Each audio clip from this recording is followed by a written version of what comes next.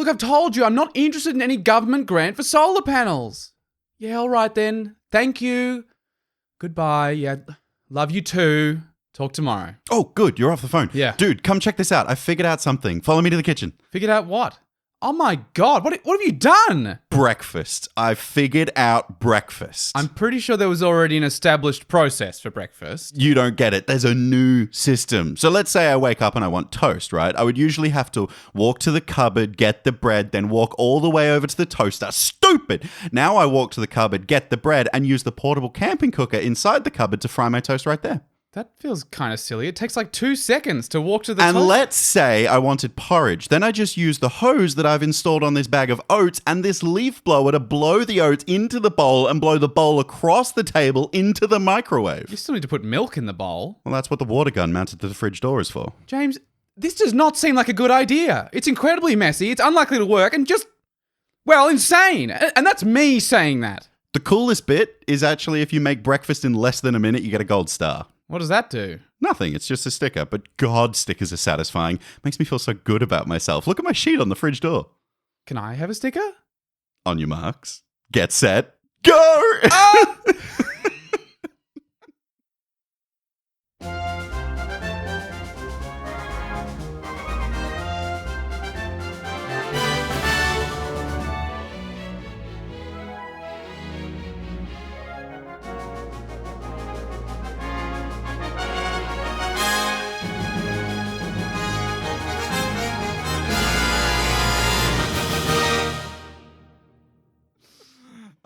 I really wanted to like jerry rig like a whole system in the house of like, you know, if you wanted breakfast, you would pull this string for toast and it would like, but it... What's it called? A Rube Goldberg machine? Yes, that's what I was trying to think. But I was like, how do we orchestrate do that through audio only? And bing, oh, the toast is done. Ding. Welcome to the Get Commanded podcast. It's the GCP brought to you by POG, Palms Off Gaming, sponsor of this podcast, the melting pots to forge new forks. I'm your host, Walt. And hello, Commander players. Here's Johnny. Ooh, getting ahead of Oh, ourselves. foreshadowing. I'm James, by the way. That's my real Yes, not Johnny. name. Johnny It's is close. sometimes a nickname for Jameses. Why? Jimmy is one that I got in primary school. Jimmy makes sense to me because it's like James, Jim, Jimmy. yeah, but like Johnny this is from John. Yeah, this is the thing about Australians, though. You guys just want nicknames so badly that you'll give them to anyone, even with someone with a one-syllable name like James. No, it's tradition. If someone's name is too long, you shorten it, and if someone's name is a good length, no, that's terrible. It's like lengthen Dave. it. Dave becomes Davo or Yep, Davey. Davo. Yep. Bob, Jimbo. Bobby, Yeah. Bobbo. Bobby. Anything yeah. E or O added to the end of a short name is usually how an Australian does a nickname. I've got a monosyllabic. Syllabic. Is that how you say it? Syllabic? Let's say it. Sure, Monosyllabic syllabic. name, and I still get called like Walto sometimes. Sit Walto? I had someone at That uni who sounds would like call a me terrible Walto. breakfast cereal. like Walto Bix. Walto. How many do you do? I do exactly one, and that's enough. God, breakfast is the real thing Yeah, today. where our minds are at this morning, clearly. Before we get to the transmission, we're back in our groove and streaming on Twitch. We actually just the other day streamed deck build, which was really fun, or a deck overhaul. Yes, we completely rebuilt your Marin deck into old stick fingers, which was kind of cool because we did an episode about fun and the fun you weren't having with your Marin deck. Yes. And then we went onto Twitch and rebuilt it. So if you wanted to follow the story of Get Commanded, Twitch is really the place where you can see the result of our episodes and the effect of the Space Commanders and what they have on us. It's truly the expanded universe. Yeah, it really is. It's the distant reaches. We're the outer rim. That's what we are. The Twitch stream is the outer rim. Star Wars reference for those of you out there. We'd really appreciate if you could hit follow, subscribe if you can. I want to highlight that at the moment, Twitch have a deal going where if you subscribe, for every 1 month you subscribe, you get 3 months of Discord Nitro. So if you absolutely love our emotes, because they're the same emotes in our Discord server and on Twitch, you could subscribe to get a month's worth of it in our stream, and you'll also get 3 months of using those emotes in all your other servers, because that's one of the things you get with Nitro. Is gets all of your different emotes from every server you're in. You can use them absolutely everywhere you go. So if you love the emotes, Go subscribe. bombard other servers with Yeah. our notes. And you could also boost our server with Yes, that with Nitro. the Discord Nitro, So if you're a absolutely. fan of our Discord server and a fan of our Twitch stream and a fan of our podcast, if you just like us in general, Yeah. go hit follow and subscribe and the bell and Yeah. all that shit. All that stuff. We But- would appreciate it. Yeah, we're really trying to up our game on Twitch. We're now doing, more stuff, not just Commander gameplay. Yeah, you've I'm been playing, streaming on Arena, which has been really I've cool. done a couple of limited pools and some drafts and some standard gameplay. So if you're keen to see us outside the world of Commander, that's probably a good place to find that too. Yeah, definitely. But we do have an incoming transmission from the deep depths of the galaxy, from the Space Commanders. It's time to get commanded.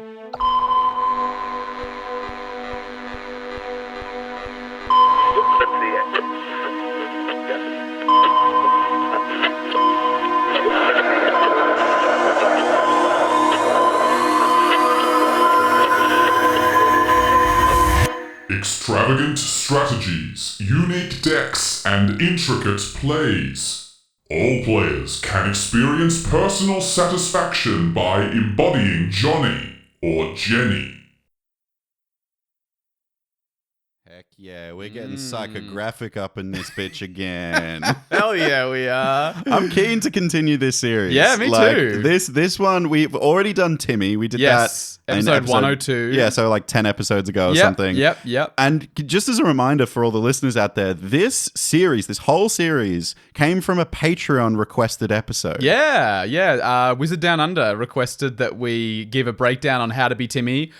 Wizard Down Under is famously a massive Timmy, so it makes Huge sense. Timmy. But yeah, we enjoyed that episode so much that I'm really delighted the Space Commanders wanted us to continue into Johnny Jenny territory. I'm Yeah. assuming that means down the track we might have a Spike and a Get to Vorthos Spike and a and Mel. Mel. Yeah, Yeah. that's a new one. And if R&D decide to get more psychographs, Yeah. we'll follow We'll along just and keep we'll doing dive more. into them. The But Psychographic podcast. if you wanted to get a request in, like if you have something that you really wanted us to deep dive on, you can do that at patreon.com/getcommanderpodcast, because that's got a tier. What tier is It's it? Space Commander. It's Space Yeah. Commander tier. In the Space Commander tier, you unlock it immediately after you subscribe in that channel, but you at that level, excuse me, you will access the ability to request an episode immediately, and then it has a cooldown of 3 months. So every 3 months you can request an episode or get a deck overhauled as well, Yeah. which we can do on stream for you if you'd like to be a part of the process. yeah, well, we're tying all of it in nicely. It's as well. all It's coming self-promotion. together. But yeah, we mentioned it last time. Since at least 2013, R&D, Research and Development at Wizards of the Coast, have been using psychographics, they call them, of players. And yeah, Johnny was the second to get its name. So Yeah. Timmy's the first one that we heard of. Just for those that might not understand what psychographs are or psychographics, these are actually something fall within my wheelhouse of Yes. expertise, because they are a marketing tool. This is how you would personify parts of the market that you were trying to sell a particular product to. So research and development have gone, okay, well, we're going to make this new product. We're going to Innistrad again. We're going back to Innistrad. We want to make a product that all aspects of our market want to buy. Right. What do the Timmies like? What do we need to put in this set that attracts Timmies? They what might do go, the Johnnies like? if we're going to Innistrad, Timmy's going to want a really big vampire. There Yeah. has to be a vampire lord who's in charge of everything, who can be at the helm of their deck, is a That's great like 6 reanimation mana. target. Yeah. This is like your Olivia or your Sorin or something. They might know when they're building the set, okay, we need at least one of those vampires because Timmy's going to really like that. And so, yeah, they get to use this shorthand of going, rather than going, what would our percentage of the player base who like to do explosive plays that cost lots of mana want? They just go, okay, Timmy's in the room. Yeah. What does Timmy want from this set? Tell us, Timmy. Yeah, it's shorthand. And so they can, yes, obviously it's reductive because it has to be. You're reducing players like, down to stereotypes, but this is the it thing, helps. and this is the thing. It really is helpful to the extent that Walt and I think we mentioned this in the last episode. We end up doing this for our listeners as well. Like, we have particular listeners that like particular things about what we make. So when we make an episode, we're like, oh, let's make sure there's a little bit in here for the Bens of the world, and, or the Wizard Down Under, or the Wizard and Down the- Unders of the world. Like this is a really solid and well-established way that marketers use to understand the market, and it's personifying them. Yeah. And giving them a name is really, really helpful. Yeah. We have a quote here from Mark Rosewater's original article, I assume, 2013. Yes, 2013. Yep. Where he describes Johnny. So Mark Rosewater says, Johnny is the creative gamer to whom magic is a form of self-expression. Johnny likes to win, but he wants to win with style. It's very important to Johnny that he wins on his own terms. As such, it's important to Johnny that he's using his own deck. Playing Magic is an opportunity for Johnny to show off his creativity. I love that there's a real similarity between Johnny and Timmy here. And Mark Rosewater even highlights this in the article that this was pulled from. Sure. That Timmy's and Johnny's both want to like win in a particular way. Like it's not about winning. That's more Spike's thing, which we'll get to. It's not about whether you win or lose. It's like how you win or lose. Yeah, the quality of the win. That's like the real thing. It's about... Yeah, I mean, Mark Rosewater goes on to explain even further here that Johnny cares more about the quality of his win than the quantity. For example, let's say Johnny builds a new deck that has a neat but difficult way to win. He plays 10 games with it and managed to get his deck to do the thing once. Johnny walks away happy. Yeah, this is really different to the way that Timmy wants to win, right? Timmy wants to win in a way that feels bombastic and large and overwhelming and explosive. And Johnny, I feel, wants to feel clever. Johnny wants to, Timmy might be fireworks, and Jimmy wants like a complicated light show where there's an optical illusion in the lights, and that's a great little like metaphor for that because Timmy wants a boom and he wants the crowd going ooh and Johnny wants the crowd going whoa, that's really impressive. Johnny wants golf claps. Yeah, Johnny wants the quiet respect of that's yes. quite good. Top that's quite work, good. top Yes, work, indeed, Johnny, yes. indeed. And Timmy wants everyone to be like, what the fuck happened? Timmy's WWE. Yes, that's exactly right. Yeah, Johnny is chess. Johnny's chess. Yeah, Timmy is the WWE. That makes some sense.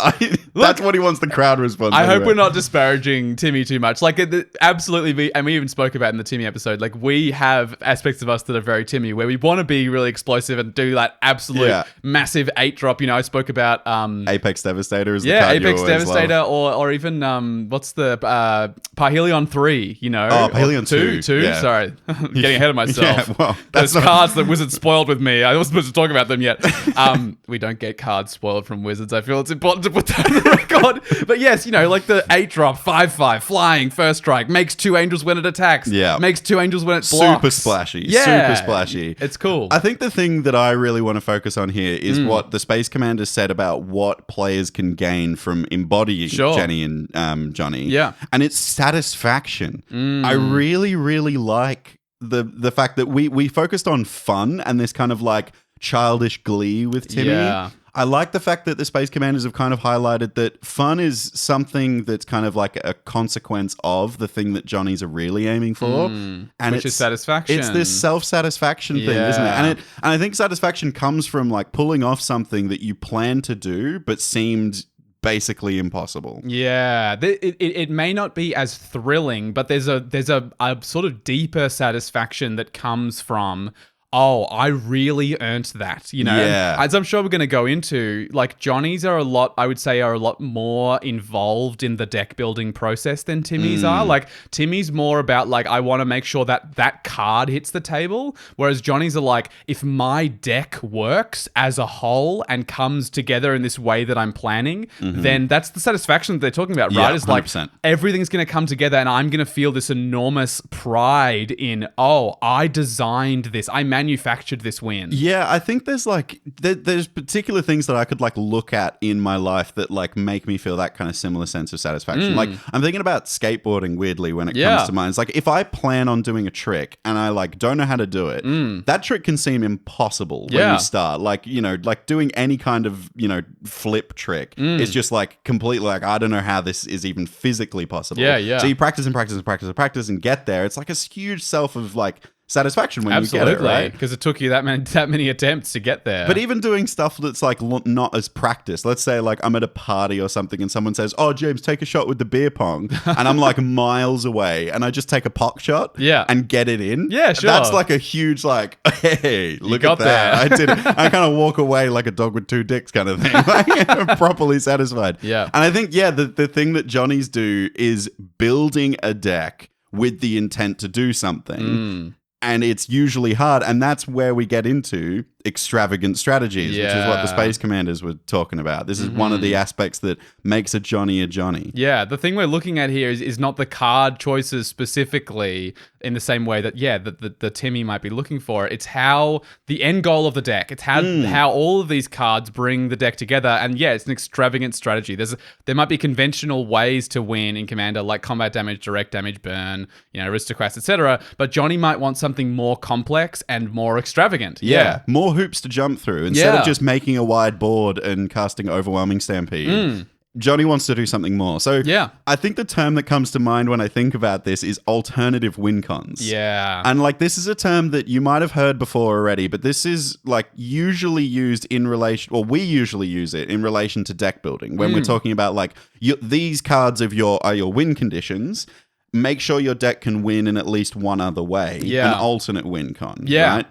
But there's more to alternate win cons than that, because alternative win cons can be your whole deck can be built around this alternate way of winning. Yeah. I mean, it's like the alternative win con might just be the win con, right? I mean, the first one that comes to mind, and, I think it's important sometimes to look at the uncards that have been printed with the psychographic profiles. They all have a silver bordered version of themselves. They do. And they also, like most legendary creatures, they have the name, comma, and then a descriptor of them. So, Timmy is Timmy Power Gamer. And I think it's worth mentioning that Johnny is Johnny Combo Player. Yes. So, yes, combos. There are millions of combos out there. Obviously, Commander Spellbook is a great way to find them. But Johnnies, I think in particular, are going to be chasing these alternative win cons, these combos that are a bit more complex a lot of the time. Maybe 4 or 5 cards involved. Something like that. It's unlikely to be, a Pemon's Aura infinite mana kind of thing. It's more likely to be that's too efficient for Johnny. Yeah, I think so. I mean? It's not to say that a Johnny can't seek that kind of thing. Might find a different way of getting to that result. And maybe when a Johnny plays at a higher powered table, he'd approach things a bit more like that, 2-card combo. Yeah. But I think a lot of those 4 or 5 card win cons that involve, I remove this +1 counter and add it over here, which makes this thing flicker, which when this thing comes back in, puts the +1 counter back here again. It's these kinds of combos that I think Johnnies get that satisfaction from. Yeah, and there's nothing more satisfying. We'll get to this when we talk about the intricate plays that Johnny makes. There's nothing more satisfying than seeing your hand and planning it and just pulling it off and then getting the result of winning the game. Yeah, definitely. But look, there's a bunch of other different alternative win conditions that Johnnies also love, like Mill, I think is a real Johnny thing to pursue, because especially in Commander, keep in mind these psychographics are for Magic in general. Yes. So it'll look different in Commander than it might look in other formats. Yeah. So in, maybe in a, Modern or Legacy where Mill is a super viable strategy and really refined, maybe the Spike would like going there. But in Commander, Mill is really hard to pull off. Yeah. Outside of doing a combo, instantly milling the whole table. Yeah, but it's not Bruvac and Maddening Cacophony. You know? Doing a fair mill is hard to pull off. And I think Johnny's also look for that. They'll look for neat little combos that aren't instant wins, but can mill 60 cards in one go or something like that. Yeah, it might be, playing a Phoenix God of Deception deck and getting out a what's the Lord of Extinction? Well, it would be illegal in that deck. But maybe you're on a Sultai mill strategy and you find a way to get Lord of Extinction out and tap it and mill someone for 50 cards or something. That's pretty bonkers.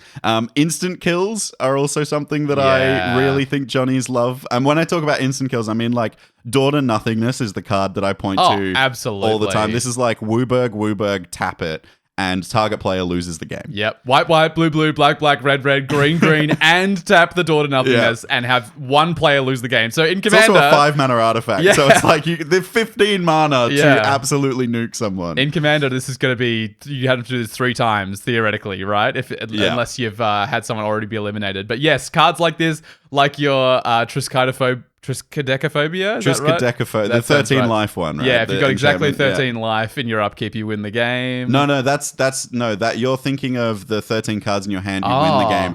Triskaidekaphobia is the one where if at the beginning of your upkeep, each opponent with 13 life loses the game, and then you can either have everyone gain a life or lose a life in your upkeep. Oh, that's right. So you can kind of, if someone's at 12 or 14, someone, you can get someone closer to it or whatever. It's a weird card, but like cards like Vorpal Sword with an activated ability, the next time the equipped creature would deal combat damage to a player, they lose. Yep. There's also a weird mono blue commander that I found doing this, Artemis the All-Seeing. Oh, this is the Sphinx, Yes. right? You have to have 7 different mana values in your hand. I think is that right? It might be 5 or 6. I'm not sure if it's 7, but when it deals combat damage to a player, you reveal your hand, and if you have X number of different mana values, that player loses the game. Yeah, So- that stuff's fun. Look, these are really like cool to pull off, right? They're like insanely challenging, and usually you have to get through a bunch of hoops and make sure you've got the mana to activate things and things like that. I think the challenge for Johnnies that they really like is, can I use this to kill all my opponents? Yeah. Can I get a win after like Death Starring someone and then still manage to live long enough to not die immediately afterwards? That'll be the real challenge, right? Is I want to win in a stylish way, but I still need to win. Yeah. I want to win in this stylish way, but I don't want to do half a job and then be killed immediately. Yeah, definitely. I think that Johnnies will look to payoffs for things like life gain as well, where they won't just gain life to stay alive. They might do an Aether Flux Reservoir, but I think they're almost more likely to use something like an Evra Halcyon Witness. This is the one that You can swap your life total with its power. wildly. And it's got lifelink. It's got lifelink, so you can gain all that life back again. But it's like a 6-drop. I think you have to pay 4 to exchange your life total with its power. And it's a 4/4, I believe. So like you go from whatever your life total is to 4 and hope that you can nuke someone with commander damage or something. This feels like the number of hoops that Johnny is looking for. Yeah. It's a lot of they love Christmas Land, don't they? They love the magic of Christmas Land. I think so. And of course, Johnnies do love win the game effects. Like in the similar way of like instant kill effects, Johnnies are looking for like ways to win the game with style. And there are lots of cards in our format like Hellkite Tyrant, Revel in Riches, Simic Ascendancy. Yeah. All of these cards say if you achieve a certain thing, you win the game. And I feel like in general, Johnny is looking for the tougher ones of these. I think Johnny's looking towards the Halo Fountain, untap 15 creatures. Dude, I found one the other day that while I was looking for these that blew me away. In the Fallout decks, you know the bobbleheads? Yes. These like collectible, in the Fallout games, they're like collectible items. So they printed them. There's a bunch of different ones in the Fallout set. They're all 3-drop mana rocks with an ability. Yes.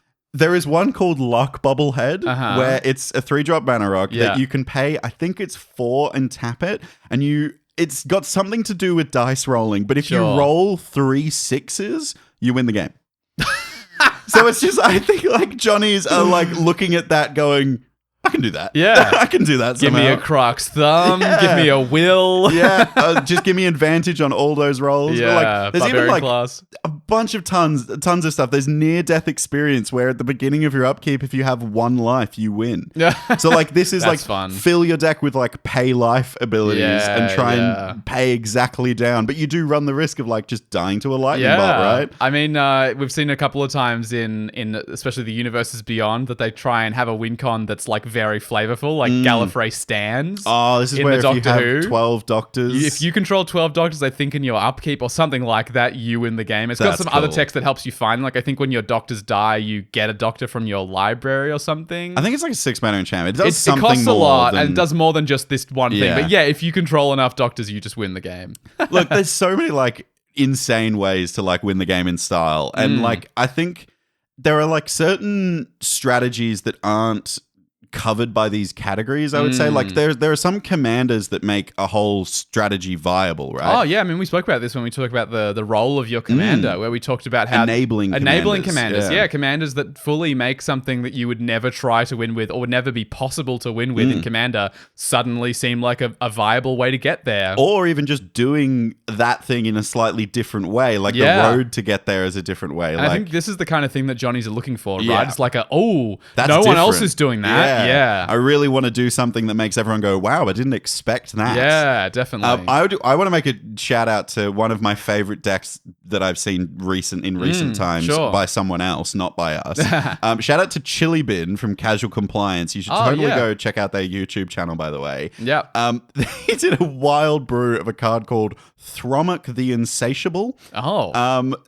I think I've told you about this maybe on the show heard about before. it before. Maybe I don't think you had seen it before I had, but basically it's a legendary creature Helion, so it's the commander, and it's got Devour X.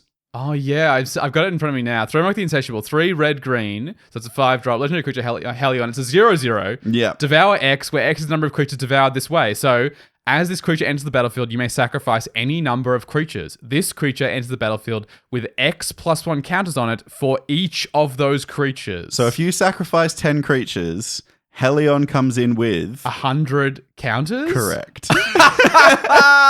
So like that's insane. the whole point of this deck and the way like Chili, like we played a game a while ago, Sure. and unfortunately it didn't do the thing, which is normal likely. for Johnnies. That can happen. Like we said, if, Yeah. if it wins 1 out of 10 games, that's what Mark Roosevelt said. Johnny walks away happy. Yeah, and I think Chili definitely has won a couple of games with this deck because he was so passionate when he talked about it. He's like, the whole idea is flood the board with tokens, sacrifice all of them to the Devour trigger, Yep. and then cast Chandra's Ignition. Oh, deals that much damage to each opponent do and every like creature. 100 damage around the That's table. funny, man. So like, do you know what I mean? Like, this is a Johnny deck where Yeah. it's like winning with a big creature and casting Chandra's Ignition is a thing, but what if I made it my commander, and what if I had to jump through the hoops of first flooding the board Yes. with tokens and then managing to sacrifice them to Thromach and then to also, make it big? it's not a Voltron deck. I have to specifically win with Chandra's Ignition. Yeah, like it's not got trample, so like there's all people can these- jump block it for days. all these limits placed on what could otherwise just be a green-red token deck or a green-red +1 counters deck. Like those Yeah. would work better, be more streamlined, be easier to build and to pilot. But a Johnny is chasing this high of like, no, but if I make everything go in just the right order, I'll win in this really cool way. and the table will golf clap. Yes, that's what they're exactly. looking The for. only Like, bravo. Like I also have a deck that's like kind of Johnny built in that the commander enables it to win in that Sure. way. My Sally Sparrow deck. This is on its face a control flicker deck, Yep. right?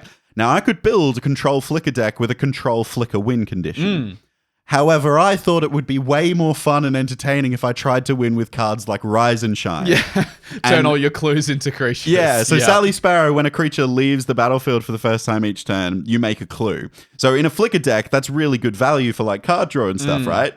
What if I turned them all into creatures and killed the table that Yeah. way? That's a Johnny win condition. Do you know what I Yes. mean? It's like you could build a flicker Azorius deck to win in lots of different ways. You could go Stonehorn Dignitary. My Yes. opponents never get combats. You Yeah. could go. I think there's a white creature that costs a little bit more that has your makes an opponent skip their untap step. Yep. If you can infinitely flicker that, most of your opponents should and will concede the game. That's a win condition in control Those are win decks. conditions, and Like- certainly, I've heard of what's the classic blue-white control Brago. Brago flickers. That's like a super stacksy deck. Yeah, and it flickers everything when he deals combat damage. And yeah, I've heard of a lot of decks out there that people have built where that's the win con. But yes, you instead went, no, wouldn't it be much more restriction placed on me and much more fun if I made 1 million clues and then used Tangle Trove Kelp? Yeah, that's like such a Johnny card, right? Like it's only good in this deck. Yeah. No one's ever playing it in any other deck, but Definitely. it's good in this one. 100%. I think that my, sadly no longer with us,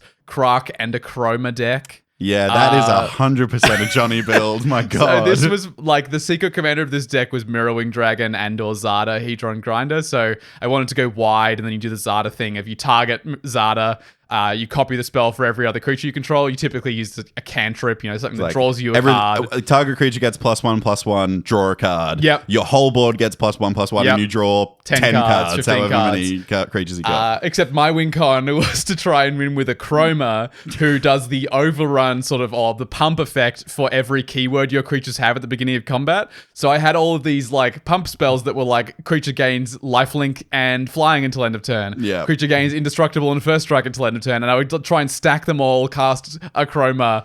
They'd all get pumped. But yeah, like How many times did that happen? Oh, so rarely. I But the times that it did happen, how did you feel? It was amazing. Yeah. It was an amazing, amazing deck. Like, Euphoric was the word I would use to describe it. I truly think, like, even though the deck worked so infrequently, as a deck, it's one of the best things I've ever made because it had to do so many things, and bizarrely, a good chunk of the time, it at least got close. And like that was an achievement on its own. And yeah, like you said, the Johnny thing. Yeah. You know, win one in 10 times, that's enough. And for that deck, it kind of was. It is an intense set of like, it's an accomplishment. It feels like it feels like you're standing on a podium, right? Yeah. Look, I think that these strategies that we've talked about so far kind of fall into the category of railroaded strategies. Sure. Like you are really trying to get the deck to do this one thing. Like this really spectacular, extravagant thing. Yes. But that's what the deck's built towards. You are like everything you do in this deck, in the deck building process and in the piloting, you're doing to get to that thing. Sure. I think there's actually another side of the fence that Johnnies and Jennies love. Sure. And I'm going to call it the pile of stuff strategy. I think I know where we're going here. Yeah. Obviously, Johnnies like to do extravagant things, but they also like to figure it out on the fly. Yes. And so if you just have a pile of stuff, yeah, this is a deck that has so many pieces in it that all support each other enough that there can be a different way to win every single time you play the game, right? And that can be really satisfying for Johnnies and Jennies because they go, oh my God, I've found this new way or this new combo in this deck.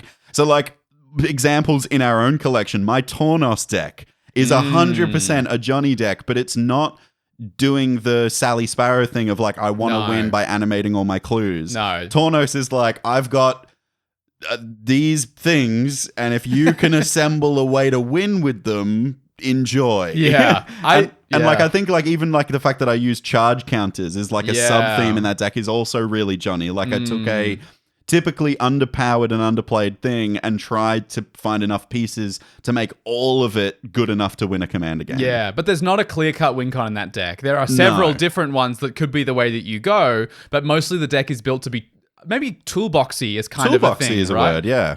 My Gandalf the White deck comes to mind here. Two where- artifact decks. Yeah. There's a common thread here. It's a common thing. But yeah, these are decks where you kind of do figure it out as you're going. You know, the cards in the deck are versatile enough. You know, I think of cards like Trading Post, you know. These cards that have 4 different modes for you to explore. Like just by virtue of doing that, they offer you different avenues to go down. Tons of options. Yeah. Do you want to sacrifice that artifact to draw a card? Do you want to sacrifice that creature to bring something back from your graveyard to your hand? You know, there are all of these forks in the road. And sometimes, the Johnny in the deck building process might not be so focused on, I've got to win this way, but more so going, I'm going to win in style. And I know the way to do that is by having all these options in front of me. Yeah. If I have a decision tree that looks like, you know, the sun tree from Vox Machina, then I can assemble a win somehow. Yeah. I just need to be clever enough. And that's the thing I think they want to show at the table. It's a chance, it's an opportunity for them to say, look how clever I am. I figured it out in front of all their friends. Yeah, it's kind of, it's interesting. I think that Johnnies are looking for this singular experience, which is this feeling of cleverness and finding the perfect way through. And it's interesting that I think that, it can differ depending on whether they want to show that in the deck building process, where playing the deck is just like showing, look what I did when I built this. Yeah. Or would they rather like defer that fun and that feeling, that thrill of figuring it out to when they play the deck, in which case they build the toolboxy thing, where it's when they're playing it, they're going, look what I'm figuring out here. Look how clever. There were so many points where I could have made a different call, but I made the right one every time. Yeah. And I got to the end of the road and that resulted in a win. Yeah, absolutely. I also did want to highlight your Barbala Saga deck as another kind of Johnny build. I really like how that has so many different decision tree section, like forks in the road. Do you play this card to sack it later? Yeah. When does Titania come out? Are you going for an aristocrat's win condition, or are you really looking for like more of a get everything in your bin and do a little bit of a whoosh, there they all are again? I think the nature of Barba's ability is that it forces you to try to be as clever and efficient as you can, because you know, if you can give something multiple types, you know, artifact creatures, enchantment creatures are obviously really handy, but even just like having a land, you know, having your artifact land, your Darksteel Citadel, or animating your land to turn it into a creature and sacrificing it. Like there's a sort of cleverness that you have to look for in playing Barba, because there will be like a very obvious, I sack a land, this artifact and this creature, but most of the time, if you're clever, you can find a more efficient just and squeeze slightly that different bit more value out of the card. And so just the nature of certain cards, and I think commanders in particular, is that they sort of force you to do that. Something that I loved about that deck is the fact that there are 11 labeled win conditions in that deck. In Baba, really? There are 11. That sounds about right. We discovered that when we were doing the win conditions and enhancers episode, and you were like, yeah, that makes sense. The deck can kind of like win by drawing a bunch of cards with Psychosis Crawler, or it can do the Aristocrats thing with Ron or whatever his name is. Yeah, I don't even know if it's still in there anymore, but I had Valentine / Lysette, the green-black... the Strixhaven's like Dean, that's the one, they're the Deans. Yeah, and Lysette is the win con there, where it's whenever you gain life, you can pay 1. If you do, put a +1 counter every creature you control, they gain trample until end of turn. See, that's a weird thing. Like, we were in an Aristocrats card draw thing a second ago. Like, this is the joy that Johnnies get from these decks, is that you can run these cards because they're just good enough to support your whole strategy, but can be a win condition on the right board state. I think that's so cool. It's interesting. I think I'm looking forward to towards the end of this episode visiting how we feel we might be Johnnies, because I think starting this episode, I thought that I wasn't really one, but I'm starting to think because we've joked before that you're a Spike. Yeah, that was way back when we talked about player. Well, we did like a whole thing of like player archetypes. And just in general, or play groups or something like that. I think it was the play group episode. That sounds right. And like we were like, oh, Walt's a Spike because he makes everything really efficient. But anyway, I'm interested to visit it towards the end of the episode. Once we talk about everything where else. You're coming from for sure. Yeah. I reckon we've been talking for a while. Yeah, I think it might be time for a thrifty interlude. This is if we're Johnnies right now and we're like planning this extravagant deck, this is the section where we go, I just can't quite crack it. And we walk away for a cup of tea. It's like looking at you, staring at your screen for such a long time going, how do I get this to work? I think last time we had some tea, we were looking at the blackboard. So we've moved up. That's just the vibe of these thrifty interludes. It's James and Walt going, we just can't do this. We've moved up technologically in the world, though, to screens. So in a few episodes, we might be like looking we're in the 50s into the vastness before. of space and going, quantum mechanics. I use the same bit. I need a better bit. You do them on the fly every time. That's so true. I think it's impressive you haven't doubled up yet. We've got lots to talk about, including the unique decks and intricate plays, as the Space Commander said, that Johnny and Jenny are looking for. But before that, we're going to hear a little something about a thrifty card. As is tradition, I will be performing, and this week the card is brought to life in monologue form from the perspective of someone responsible for the card. James, you want to read the card we're featuring this week? Okay. I always love like the asterisks that you put on these cards. Like, it's being performed, but not in the way you believe. Not how you thought it would. This week's Thrifty Thursday card is Pride of Conquerors, 1 and a white for an instant with Ascend. And just a reminder, if you weren't playing around Ascend, if you control 10 or more permanents, you get the city's blessing, and then you are blessed for the rest of the game. Creatures you control get +1/+1 until end of turn. If you have the city's blessing, those creatures get +2/+2 till end of turn instead. We knew it would come, and now the day is nigh. We have reclaimed the ancestral lands with their bounteous plains, plentiful shade, and crystalline water, and none shall ever conquer it again. This is to be the beginning of our dynasty. Look at the faces of those around you, those of us who have survived the trials laid before us, who rose when the horns of battle called, and who now take up the mantle of ruling these lands. Your brothers and sisters in arms will now be your brothers and sisters in peace. The pride. We are many, and the other beasts of the prairie would do well to fear us, and they shall. For this many great cats in one place would be feared by any wise animal of this world. And this time, on this day, by the strength of our convictions, we managed to avoid the plot of Hamlet entirely. Take that, Disney! Get budgeted!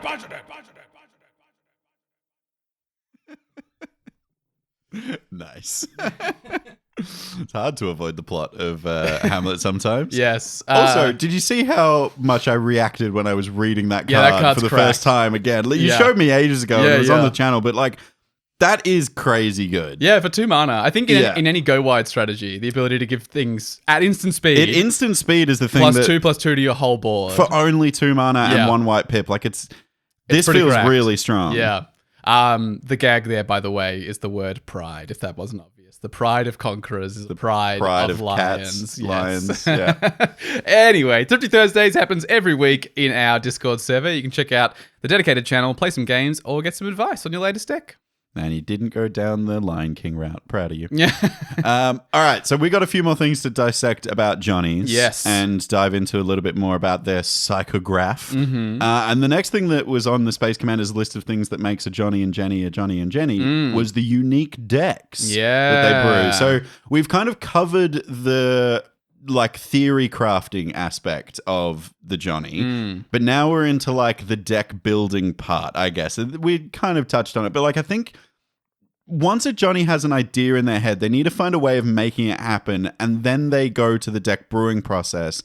And this is the part where Johnnies really thrive and get to do the thing. An idea is just an idea until you put it to paper. Yeah. Right? Johnnies love to deck build. I think this is definitely something Timmies have things they're looking for in their deck building. As we'll go into, Spikes and such might have similar things, but Johnnies, I think, revel in deck building in a way that almost nobody else does. We've got another quote from Mark Rosewater here. This is again from the 2013 article, so he will not use the word Jenny here, but you can assume that you can substitute the word Jenny anywhere it says Johnny here. But Mark Rosewater says, "What sets Johnny apart from the other profiles is that Johnny enjoys deck building as much as, or more than, he enjoys playing. Johnny loves the cool interactions of the cards. He loves combo decks. Johnny is happiest when he's exploring uncharted territory." There's two key things that jump out to me about that quote. And first of it is the interactions between cards. Yes. That's the thing that was highlighted for me. Yep. And then the uniqueness of the cards being used. The fact that Mark Rosewater said uncharted territory. Yeah. That to me is a card that no one's seen before. Is not a it's almost the antithesis of a staple. Yeah.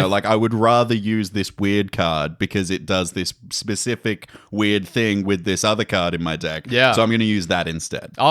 This definitely resonates with me. Yeah, 100%. I love searching for the cards that do something in a slightly different way, rather than playing Overrun or Overwhelming Stampede, playing your Overwhelming Encounter, where you're rolling a d20 and sometimes it gets +4/+4, and sometimes you get 2 counters on every creature you control. You get Vigilance as well.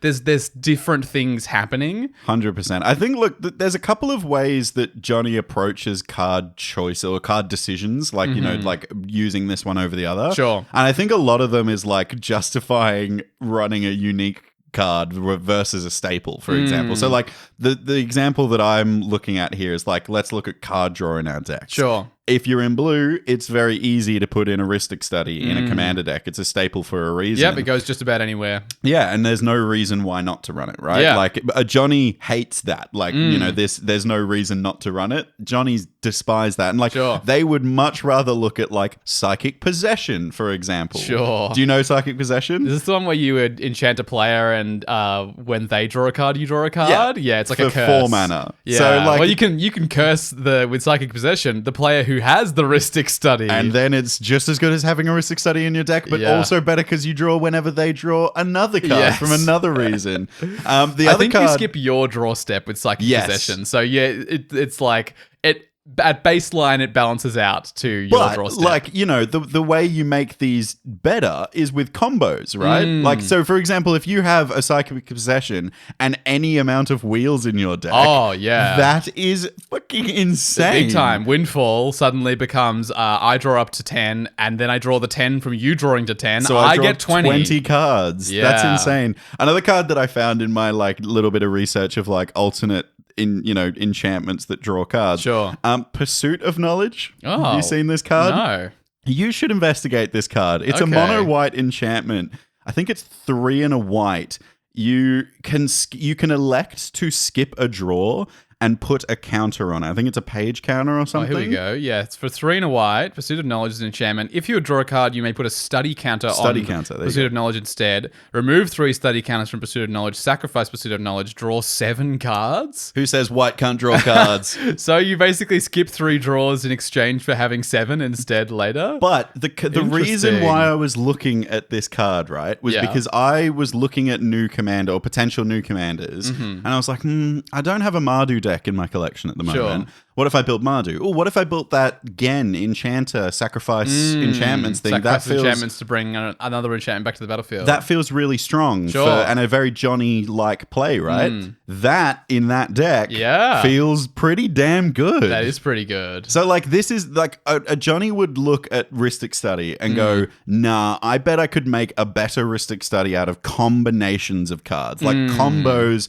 are a way to make that better, and I can make this more interesting for me personally if I combine cards instead of just use the established staples. Yeah, and it's also it's drawing attention to like, look how creative I can be. Yeah, look how rather than play Rhystic Study, I've chosen to do this weird other thing. How clever am I right now? It's a little bit of a seeking approval from others thing. I think Johnnies do really like to try and be. That 10th Doctor quote where he says, "I'd call you the smartest person in the room if I wasn't here." Johnnies love being that guy. Like, you're smart, but I'm cleverer than just you. Better. Yeah. I think another way that Johnnies like play with unique cards is, you've already alluded to it, variance. I think variance is a big part of this, and because Johnnies live in Magical Christmas Land a lot of the time, if this and this and this comes together, then I'll win the game. And I think that makes them less averse to these cards. Like they're more intrigued by cards with very high ceilings but very low floors, because they might, especially if their deck is at all capable of leveraging or making that variance less likely. They see the potential, right? Yes. This is the big thing. They can kind of look past the flaws of a card in the pursuit of, but what if I hit the ceiling? What if I hit that ceiling? Yeah, they love that high ceiling on the card, don't they? Like for a card, like example, like especially Johnny players, their deck might be so glass cannony that they need tutors to support it. Sure. Right? So naturally, we've got however many incredible tutors in our game, right? We've got all the mono black ones. Tutor, demonic tutor, grim tutor. And then the mystical tutor, the enlightened tutor. Scheming symmetry. All There's of these cards. We know all of these, and they're staples for a reason.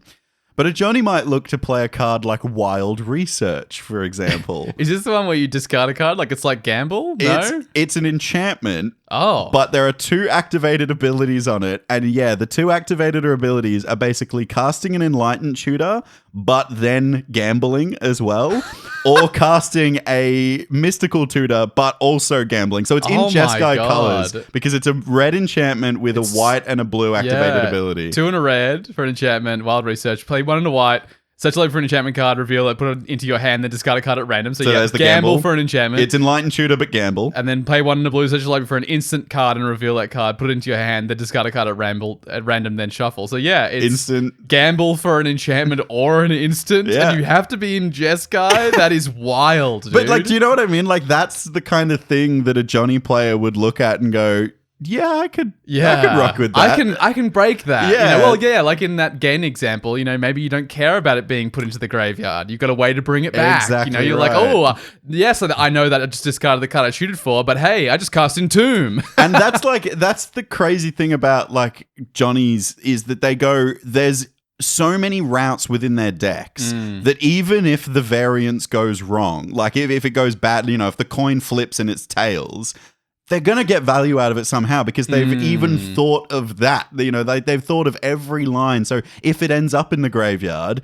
that's okay, because I could leverage it with this other card in my deck. They're sort of gaming the odds in a way that I think Timmies wouldn't. Like, Timmies do see this high ceiling on cards, especially cards with high mana values, but they typically do less to buttress that, to support that ability to do that, for that card to do that thing sometimes. Whereas Johnnies are like, I know this card looks bad, but if I do these other 3 things, I can increase the odds of this thing working for me. And even if it goes all wrong, I could rebuild it. Or if I think the other thing that Johnnies typically like to do is make decks that have combos in them and have tutors in them to make the combos work. Sure. But they really like making it palatable for other players, because it's about the show, right? Like it's about like the, wow, look at this. I can't believe I've done this. And then their opponents go, I can't believe that either. I don't care that you won with an infinite combo, because that was insane to watch. Well, again, the Johnnies are chasing the golf claps. The bravo. Yeah, an infinite combo out of nowhere, I think most Johnnies would not feel satisfied with if the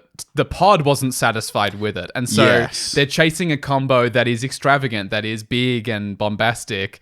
And so, they don't mind if there's more steps to get there, if it means that the pod might be more impressed with that combo when they do get there. Yeah, I think that's 100% right. They might even, because we're focusing on that satisfaction thing, right? Like casting Thassa's Oracle and Demonic Consultation. I've never been satisfied pulling that combo off. No, you feel happy you won, but the combo itself is not very satisfying. But pulling off a 4-card combo, that's really cool. Definitely. And like there are 100% ways that, Johnnies are countering this variance. Like, for example, I played Treasure Chest in Tornos. Sure. That is technically, possibly a tutor. Yes. It's a tutor to the battlefield, technically. It costs 4 mana, right? And then you pay 3 mana to sacrifice it? Or it might be the other way around. I think it might be 3 mana. No, I think you're right. I think it's a 3-drop, 4 to activate. And then, if you roll a 20...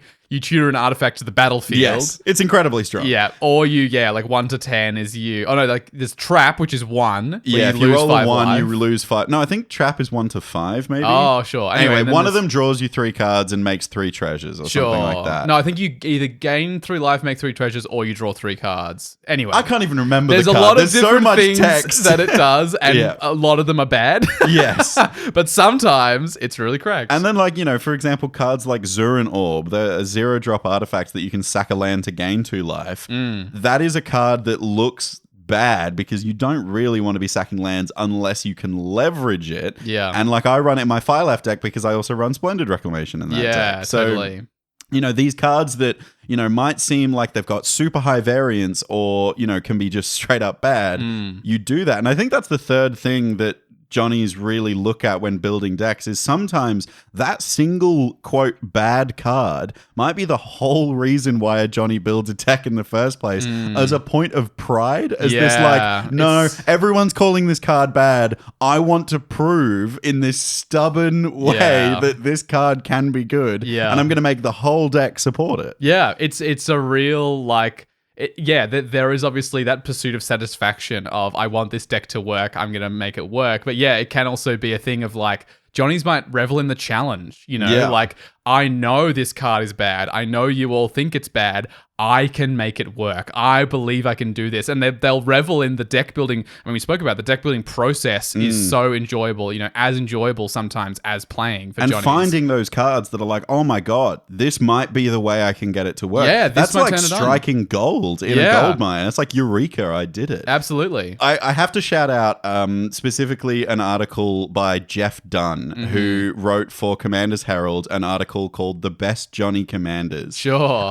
And spoilers for the article, the number 1 was Phage the Untouchable. Oh, this is the one, the 7-drop where if you cast it from your hand, you lose the game? No, if it enters the battlefield and it wasn't cast from your hand, you lose the game. So if it's your commander... Oh, what? So if it's your commander... Oh, you can't cast it from the command zone. Exactly. Of course, yeah. So, this is a Johnny's dream, right? This is a card that is objectively bad to put in your command zone. Yeah. So it is. You have to play so many things to make this work. You're definitely a what's the tower command beacon? Command beacon. Sack it, put into your hand. There's people were running bad black counter spells. Sure. There are a bunch of really bad black counter spells that you can use to counter your own phage. Yeah. To then do Disentomb to return the creature from your graveyard to hand and then cast it. For reference, the upside here is that when phage does come damage to a player, that player loses the game.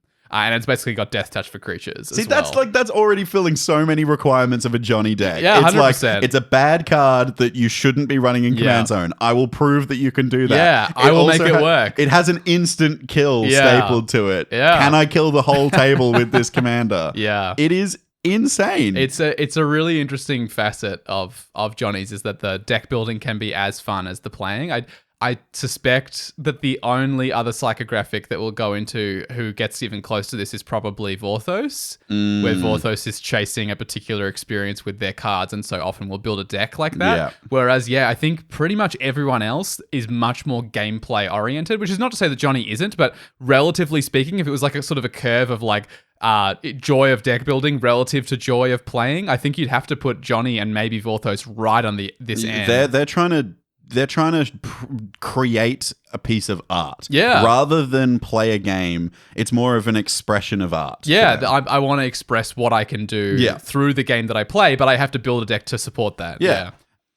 But they do have to play the game. They do. And I think that there is a very particular way that Johnnies play the game. And the Space Commander said intricate plays. We've sort of touched on this already, but this is the experience of playing. This is where the satisfaction comes from, is how can I find these intricate plays? I mean, this is the thing that they've been waiting for, right? Like they've spent all this time building this deck, and they will spend the entire game focusing on pulling off whatever the hell they planned during the theory crafting and the deck building process. Yeah. They will put all of that effort into making sure that happens. And there's lots of ways that you can see Johnnies do this. Like the first thing that I noticed with Johnnies is they sandbag a lot more than the average player. Absolutely. I think that they're very, very good at going, whoa, I need to like not deploy this yet, because if it gets removed, then my whole plan's screwed. I need to make sure that this comes down in 3 turns when I have the mana to play it and activate it as well. Like, you know, I think they're very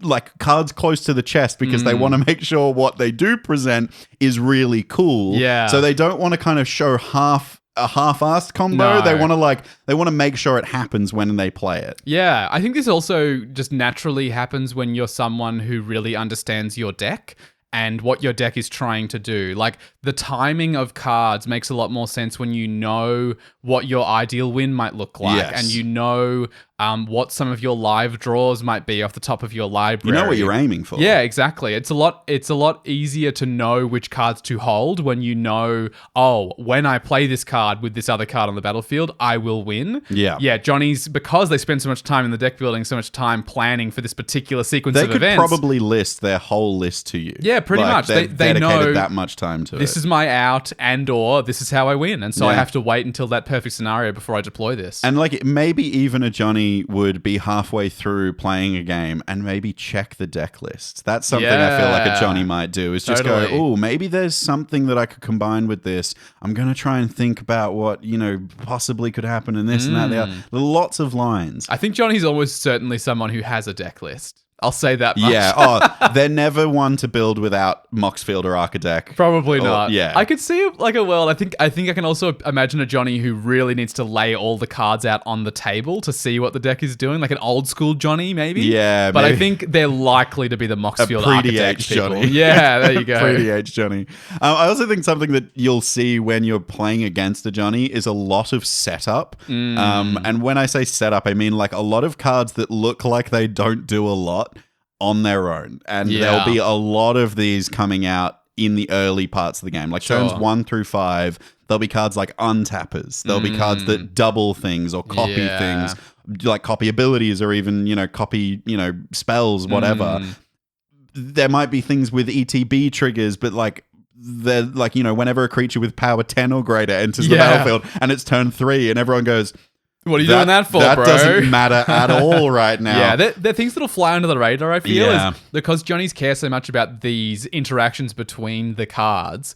They can afford to deploy cards that look a bit more innocuous. Yeah. You know, it's not going to be the One Ring necessarily. That's the card that's going to come down. It might be, an untapper. It might be a looter. It might be a card, you know, it might be that Apprentice Necromancer sacrifices itself to bring a card back from your graveyard to the battlefield. There might be no other creatures in this person's graveyard yet. And so this is, exactly. This is quite innocuous now, but they're getting ready for what they know will happen later. Yeah, like a Johnny player won't cast a Smothering Tide. They'll cast something that says like sacrifice a creature, make a treasure, or like something like that. And it's like, well, you got no other creatures. And you're like, yeah, but I'm about to cast this increasing devotion. Get 10 creatures, turn them all into mana. Exactly. Like, Sequencing is the thing here, right? Yes. It's understanding, like, the sandbagging, the setting up is about, I know the sequence of plays, or maybe not I know, but I'm working out the sequence of plays that gets me to the win. Yeah, right? I can almost see into the future, and if I do it in this way, it'll happen like this. Yeah. And look, let's be honest. Like we said it before, Johnny's decks usually win 1 in every 10 games. Like you know, like they are boom or bust. In you know, maybe they're a glass cannon category of decks, but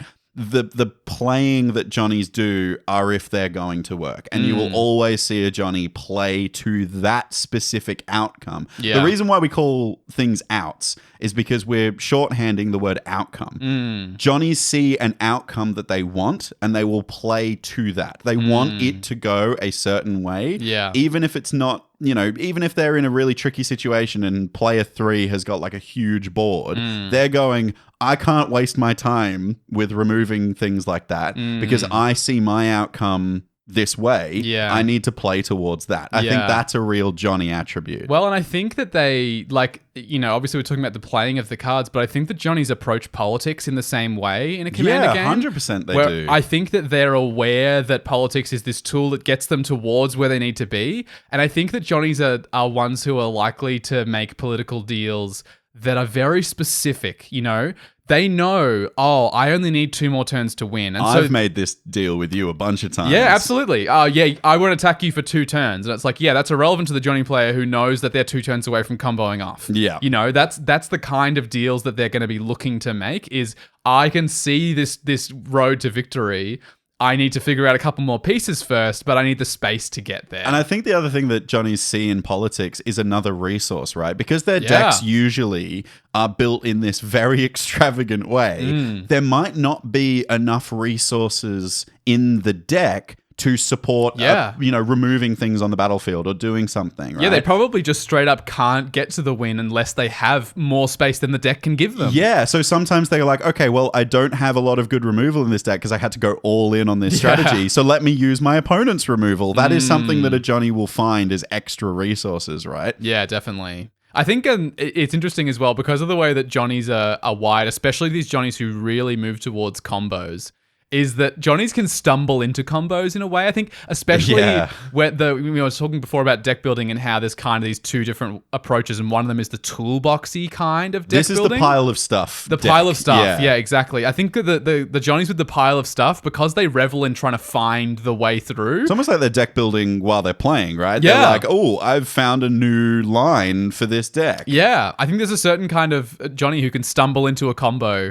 that they did not intend to play, or maybe it's because they stole a piece off someone else's library and suddenly they're going, oh, now that I've got Macias, actually this sack outlet and this creature with persist are enough for me to get there. Yeah. I didn't plan for this, but now that I'm here, this is how I'm going to go about it. Sometimes it's like specific board states. I very vividly remember a game where I was using Port Razor, which is this like extra combat thing. Very strong card. And I was playing my Brutaclad deck, and I realized that if I'm very clever about the sequences of players that I attack and can make a token copy of Port Razor, I can get infinite combat steps until everyone is dead. Yeah. That was such a satisfying thing as a Johnny player, being able to go, oh my God, I didn't see this as a potential infinite. Yeah. But because this opponent has no blocks, I'm able to get infinite combats out of them. Yeah. This is only available right now to me because of the way the blockers are set up, you know? It's interesting. I'm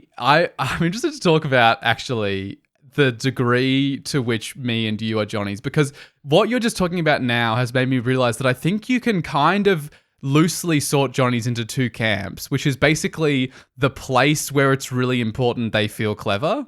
And it's the deck building versus the playing. Yeah, and I agree. So I think, you know, you described, like, as we're talking about the intricate plays, you really came to mind for me there. Yeah. Where, like, when I think about you as a Johnny player, because, yeah, spoiler, I definitely think of you as a Johnny player, it's this thing. It's this, I'm going to work it out. I figured it out. Look at this line. This is the way through. I do love a pile of stuff deck. Yes. Like, I love that kind of definitely, deck. Yeah. Definitely. But I think even more interestingly, as we have gone through this episode, I have at multiple points gone, oh my God, this is Walt. And like, I wouldn't have said before this episode, Walt's a Johnny. Yeah. But like, when we talk about the extravagant strategies, when we talk about the uniqueness of cards being played, that is so you, dude. Yeah, it's interesting. I mean, in the past, when we spoke about it ages ago, literally multiple years ago now, we were like, oh, Walt's a spike because he optimizes his decks. But it's interesting, like, I think that I don't necessarily optimize my decks. I'm like trying to find the intricate plays. I'm trying to find the extravagant strategy. I especially when we're talking about the unique decks thing, you know, I hardly ever play the same cards twice in my deck. Like, I had someone recently, we were in a Patreon game and someone said, I was showing a deck list and it was Ben. Ben said, are there any pet cards in this deck?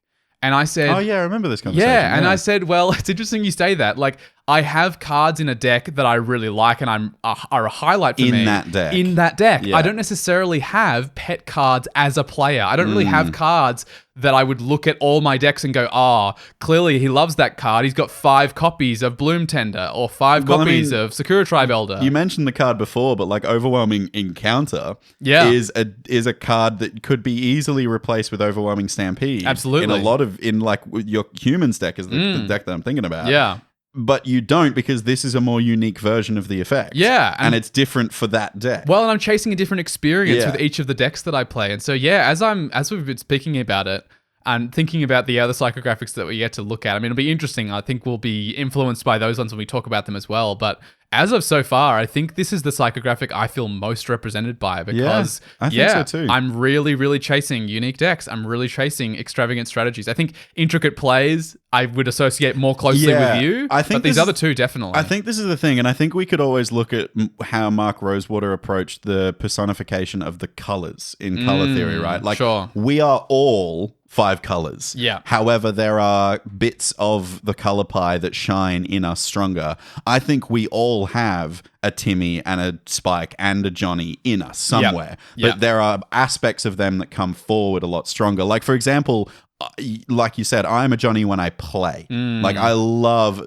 figuring stuff out on the fly. I love finding combos that no one is going to notice. I love like sneaking things under the radar. In regards to building, I think I do like... I do approach it a bit like a Johnny. Like, I'm looking for the unique cards. I'm looking for, the intricate plays. I'm looking for an extravagant, idea, like a strategy. But I'm not as stubborn as Johnny. I think Johnny's...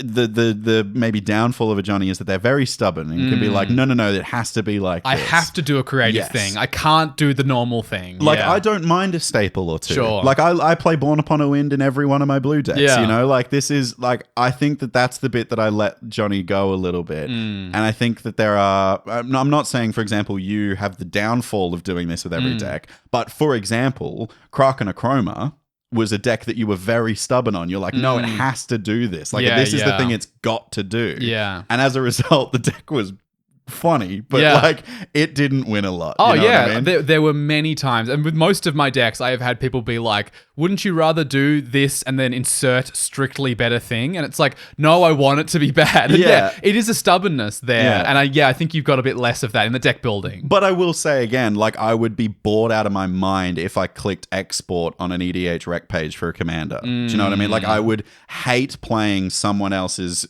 generic brew of a commander I wanted to build. It's interesting. I think that you can definitely look at how much fun people have when they borrow a deck. And it says a lot about somebody as well, where, like, I think most of us probably don't want just a generic EDH rec list, but like, I think you're someone who enjoys borrowing a deck more than I do as well. I think so, yeah. Which I think, again, is this intricate plays thing of, like, you like figuring something out on the fly. Yeah. Where I really like figuring it out, mostly in the deck building process. And then as I'm playing, I'm looking for it, but I kind of know what I'm looking for. Yeah, you've got the roadmap to the deck already in your head. I often don't borrow decks. And again, there's something else that stood out to me early on, that one of those first quotes from Mark Rosewater, he said, Johnny often wants to play his own decks because he wants to experience the creativity of what he's built. That's you. And that's absolutely me. That's absolutely me. See, like, I think that there's a part of Johnny that comes out when I borrow a deck because I'm looking for something, like the one that I was thinking of specifically is when I borrowed your Kaza deck.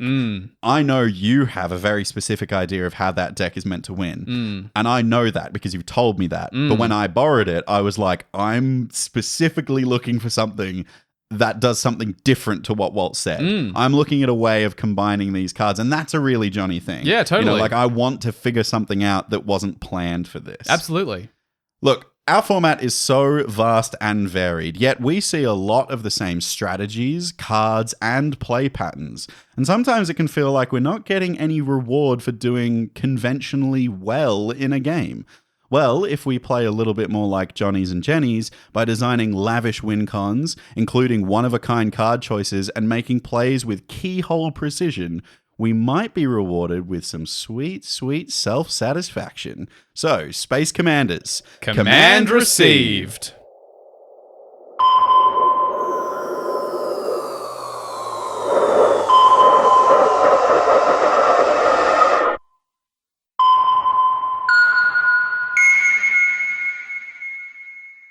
Nice. Okay, I was actually really pleasantly surprised to find out you're way more Johnny than...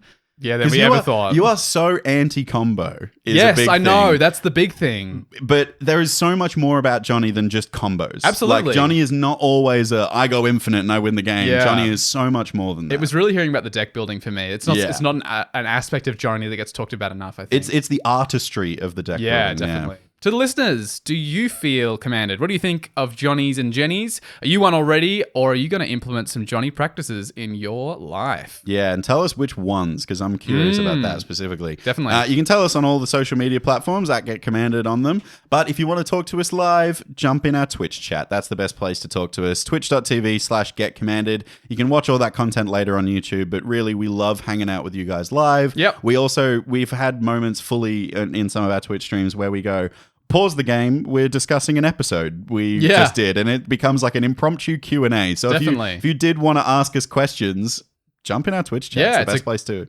Absolutely great place to do that. And of course, we would be lost without our patrons over on Patreon. It's linked in the show notes. It's the absolute best way to support the Get Commanded podcast directly. This whole series comes to us from the mind of Wizard Down Under. Thanks, so Wizard Down Under. We appreciate that. So we'd like to thank our patrons, Fuzzy, Bottomless Potamus, Dyer, Dylan Norg, Bertie, Crazy Logic, Benjamin, and Henry Solis. And an extra special shout out to Fletcher Cutting and Wizard Down Under, who support us in the Space Commander tier. You're the best. And once again, thanks to Palms Off Gaming for sponsoring this podcast. These guys create awesome deck boxes, sleeves, and binders, and just other cool gaming accessories like penny sleeves and top loaders and things that you might want to keep your awesome collection awesome forever. Yeah. Go to palmsoffgaming.com.au /#GetCommanded. 10% off your whole purchase, and you support the podcast at the same time as palmsoffgaming.com.au / #GetCommanded. Yeah. And that's all the magic stuff. But we do need to planeswalk out of here. It's your turn. Where true. are we planeswalking to? I'm going to planeswalk to like just a few nights ago, if that's okay. That's fine with when we, our friendship group all caught up to watch a movie called Basketball. Oh. Yes. This was, the reason I'm bringing this up is because one of our really good friends of the podcast specifically has done a little bit of work for us in the background on the show. We all have this like rotating roster of who gets to pick our movies for movie night, right? Yeah. And it was Abe's turn. The previous week, Walt had his turn and picked the Eternal Sunshine of the Spotless Mind, which is a beautiful film. Yeah. It is a very deep, it's a very existential film. Yep. We all had like an hour and a half long discussion after the movie finished. It's one of those real thinking films, for sure. And Abe was like, I'm going to switch it up next week. And Abe picked this film. It's by the creators of South Park. I actually looked it up.